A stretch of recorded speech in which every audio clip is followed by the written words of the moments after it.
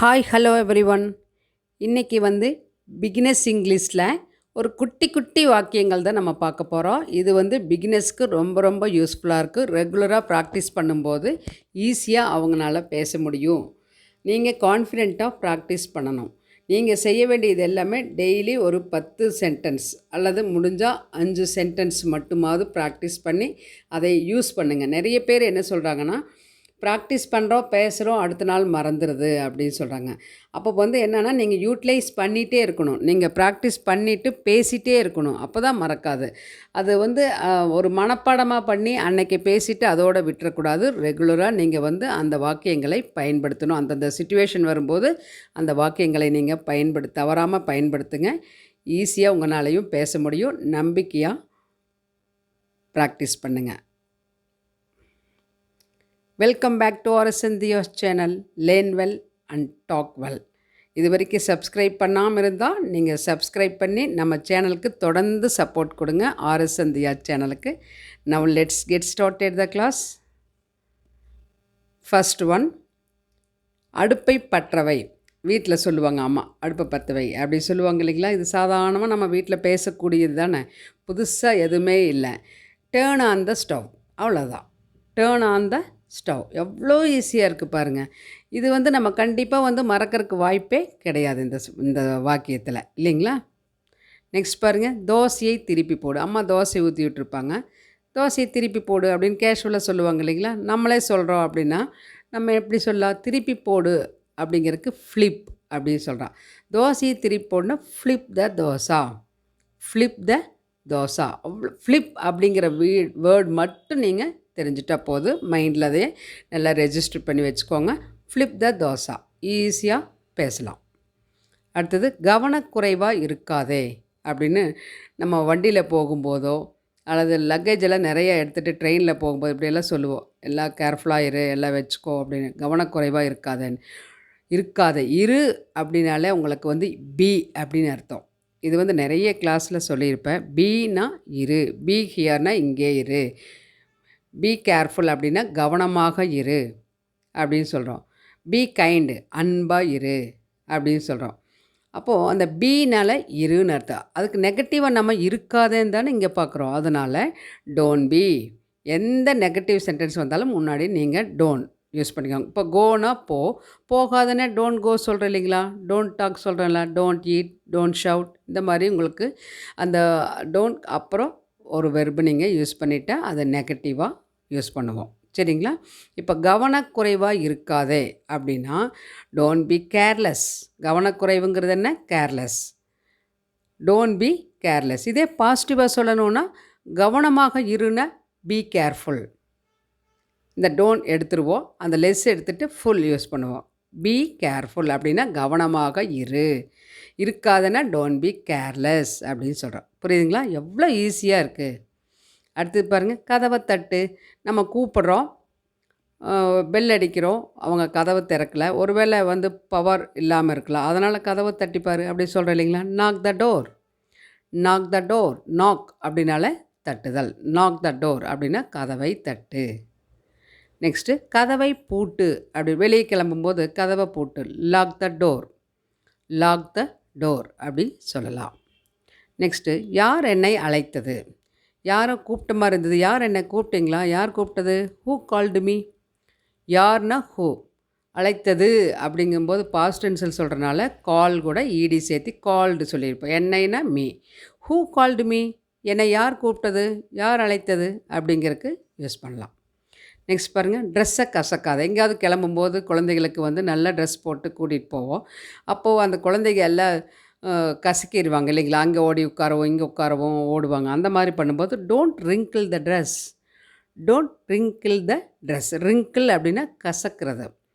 அதனால் don't wrinkle the dress அந்த மாதிரி சொல்லலாம். அடுத்தது, சில குழந்தைங்க கதவை டமால்னு சாத்திட்டு போவாங்க. அவங்க சாதாரணமாக தான் சாத்துவாங்க, அது அடிச்சிரும் இல்லைங்களா? அப்போ காற்றுக்கு அடிக்கிறது இந்த மாதிரி எல்லாம். கதவை டமால்னு சாத்தாத, மெதுவாக சாத்துன்னு சொல்கிறோம். அப்போ don't slam the door. Slam அப்படின்னால டமால்னு ஒரு அடி, அதாவது கதவை சாத்தும்போது ஒரு சவுண்டு வரும் இல்லைங்களா? அதுதான் நமக்கு அந்த ஸ்லாம் அப்படின்னு சொல்கிறோம். அப்போ டோன்ட் ஸ்லாம் த டோர் அப்படின்னா அந்த கதவை அடித்து சாத்துறது, மெதுவாக லாக் பண்ணாமல் அடித்து சாத்துவாங்க. அதுக்கு தான் நம்ம டோன்ட் ஸ்லாம் த டோர் அப்படின்னு சொல்லலாம். இது ரெகுலராக நம்ம யூஸ் பண்ணக்கூடிய சென்டென்சஸ் தான். எல்லாருமே எல்லார் வீட்லேயுமே நம்ம எப்போவுமே பேசக்கூடிய வாக்கியங்கள் தான் நம்ம இன்றைக்கி பார்த்துட்ருக்கோம். அடுத்து பாருங்கள், என் துணிகளை ஈரமாயிடுச்சு அப்படின்னு சொல்கிறோம். இப்போது ரெஸ்ட் ரூம் போயிட்டு வராங்க, நனைச்சிட்டு வந்துடுவாங்க, குழந்தைங்க ஈரம் பண்ணிட்டு வந்துடுவாங்க. அதுக்கப்புறம் மழையில் நனைஞ்சிட்டு வந்தால் வெட் ஆயிடுச்சு அப்படின்னு நம்ம சொல்லுவோம் இல்லைங்களா? அப்போது மை க்ளோத்ஸ் ஆர் வெட், என்னுடைய துணிகள் ஈரமாயிடுச்சு, என்னோடய ட்ரெஸ் எல்லாம் நனைஞ்சிருச்சுன்னு சொல்கிறேன் இல்லைங்களா? அதுக்கு தான் மை க்ளோத்ஸ் ஆர் வெட் அப்படின்னு சொல்லலாம். வெட்டுனா ஈரம், ஈரமாயிருச்சு அப்படிங்கிறதுக்கு க்ளோத்ஸ் ஆர் வெட், ஈரமாக இருக்கிறது அப்படின்னு. நெக்ஸ்ட்டு பஸ்ஸில் ஏறு, பஸ் வந்துச்சு பஸ்ஸில் ஏறு அப்புறம் பேசிக்கலான்னு சொல்கிறேன் இல்லைங்களா? Get on the bus, get on the bus, பஸ்ஸுக்குள்ளே ஏறு அப்படின்னு சொல்கிறோம். நெக்ஸ்ட்டு என்னால் இதை செய்ய முடியாது, ஏதாவது ஒரு ஒர்க் வந்து அவங்கக்கிட்ட நம்ம சொல்கிறோம், இதை பண்ண அதை பண்ணணும், என்னால் இதை செய்ய முடியாது. ஐ கான்ட் டூ திஸ், செய்தல் அப்படின்னால டூ, செய்ய முடியாது. கேன்னா முடியும், காண்ட்னா முடியாது. ஐ காண்ட் அப்படின்னு சொன்னால் என்னால் முடியாது. இதை செய்ய முடியாதுன்னா டூ திஸ், திஸ்னால் இதை. I can't two this, I can't do this. இனி ஒன்று உங்ககிட்ட நான் இப்போ சொல்லுறேன். அதாவது சில பேர் வந்து தமிழ் சென்டென்ஸ் எடுத்துகிட்டு அதை அப்படியே ஒவ்வொரு வேர்டுக்கும் ட்ரான்ஸ்லேட் பண்ணி ப்ராக்டிஸ் பண்ணி பேசுகிறாங்க. அந்த மாதிரி பேசும்போது மிஸ்டேக்ஸ் வரத்தான் செய்யும். அப்படி பேசக்கூடாது. இந்த தமிழ் சென்டென்ஸ், அதாவது இந்த தமிழ் வாக்கியத்துக்கு இங்கிலீஷில் என்ன சொல்லலாம்னு அப்படியே டிட்டோவாக நீங்கள் ப்ராக்டிஸ் பண்ணுங்கள். என்னால் இதை செய்ய முடியாது அப்படின்னா முடியாதுங்கிறதுக்கு என்ன காண்ட், முடியும்னா கேன். அப்போ I can do this, I can do this, சிம்பிளாக அப்படியே வந்து நீங்கள் டிட்டோவாக ப்ராக்டிஸ் பண்ணுங்கள். இதுக்கு இது அப்படி சொல்லி பார்த்து ப்ராக்டிஸ் பண்ணால் மிஸ்டேக்ஸ் வரும், உங்களுக்கு ஹெசிடேஷனாக இருக்கும், பேச முடியாது. சரிங்களா? அடுத்தது எங்களை உனக்கு தெரியுமா. இப்போ நம்ம வீட்டுக்கு கெஸ்ட்டு வராங்க, அவங்க வந்து குழந்தைகிட்ட கேட்பாங்க, பேசுவாங்க. அப்போ எங்களை உனக்கு தெரியுமா முதல்லையே அப்படியெல்லாம் கேட்பாங்க இல்லைங்களா? Do you know us. இப்போ என்ன உனக்கு தெரியுமா அப்படின்னா do you know me, do you know me, மீனா என்னை, அஸ் யூஎஸ்எஸ்னா எங்களை அப்படின்னு. நிறைய பேர் இருக்காங்க, 2 பேர் வராங்க, husband and wife, do you know us அப்படி கேட்கலாம். நெக்ஸ்ட்டு நான் வரிசையில் நின்றேன், என்ன பண்ணிகிட்டு இருந்தேன் அப்படின்னு சொல்லி கேட்கும்போது நான் வரிசையில் தான் நின்னேன் அப்படின்னு. ஐ ஸ்டுட், ஸ்டாண்ட் அப்படின்னா ப்ரெசண்ட்டு, நின்றேன் அப்படிங்கும்போது ஸ்டாண்டுடைய பாஸ்ட் மொமெண்ட் என்ன stood. I stood in line, I stood in line, வரிசையில் நின்றேன் அப்படின்னு சொல்லலாம்.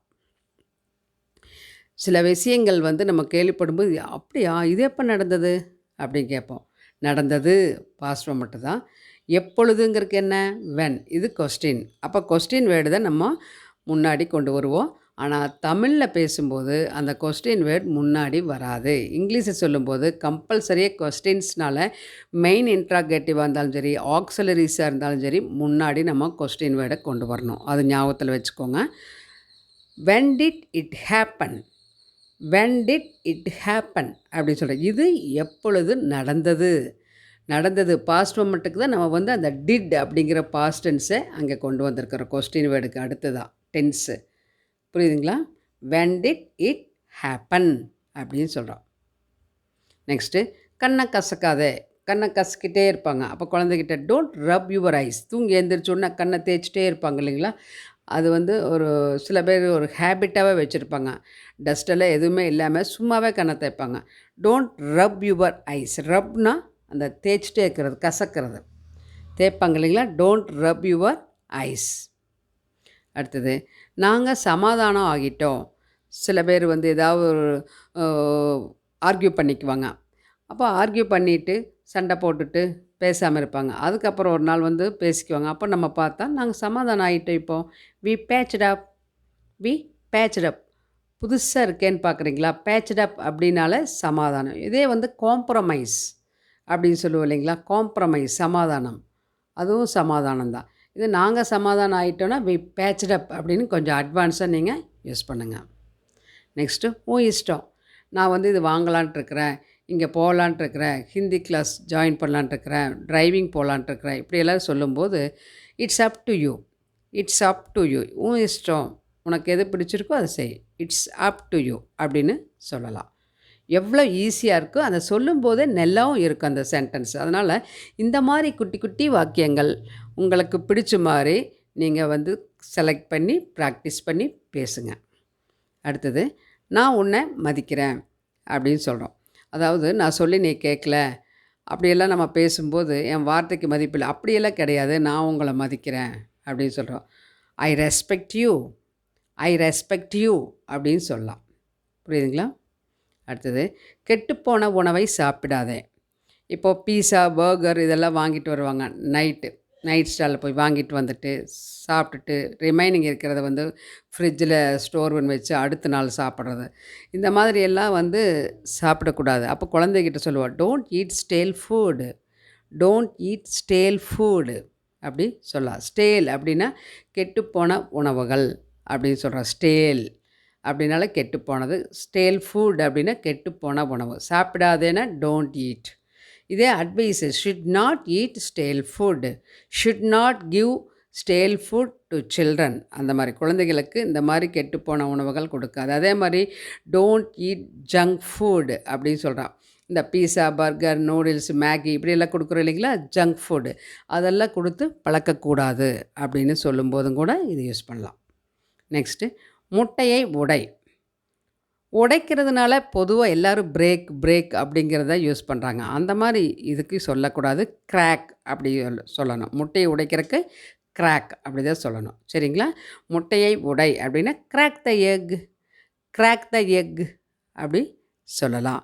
உங்களுக்கு எல்லா சென்டென்ஸுமே ஈஸியாக இருக்குன்னு நினைக்கிறேன், புரிஞ்சிருக்குன்னு நினைக்கிறேன். இந்த சென்டென்சஸ் எல்லாமே நீங்கள் ஒரு டெய்லி 10 சென்டென்ஸ், நான் இங்கே 20 கொடுத்துருக்குறேன்னு நினைக்கிறேன். அதில் ஒரு ஹாஃபாக எடுத்து நல்லா ப்ராக்டிஸ் பண்ணி பேசுங்க ஈஸியாக, கான்ஃபிடெண்ட்டாக. I hope this class will be very, very useful to you if you are a beginner means. Otherwise, your friends and neighbors are beginner means please share this video to them. Okay? If you like this means what you give? Thumbs up. Give thumbs up and don't forget do subscribe to our channel RSN DHIYA'S channel. Thanks for watching. Let us meet on next class.